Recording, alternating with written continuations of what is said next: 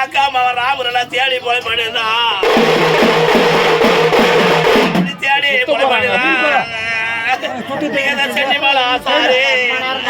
சாமிக்கு சேரமலை வந்தவமா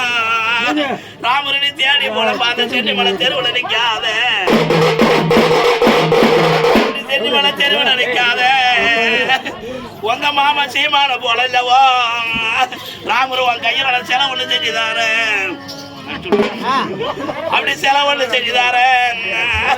அந்த சிலையை எடுத்துக்கிட்டு நீ பிறந்த சீமை போய் சேருமா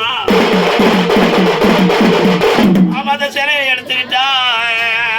நான் பிறந்த சீமை போய் சேர்ந்தோம்னா எங்க மாமா என்ன போல அந்த சிலையை சிரிக்குமா சிலையை சிரிக்குமா ராமரணி என்கிட்ட சேர வந்து குந்துமா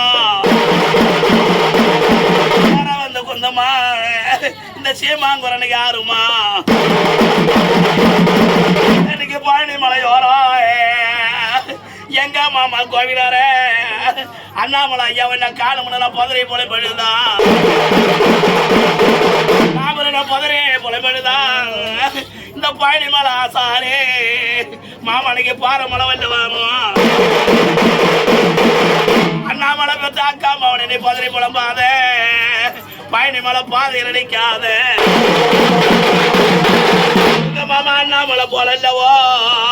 ராமருவன் கையில 13 செஞ்சுதாரு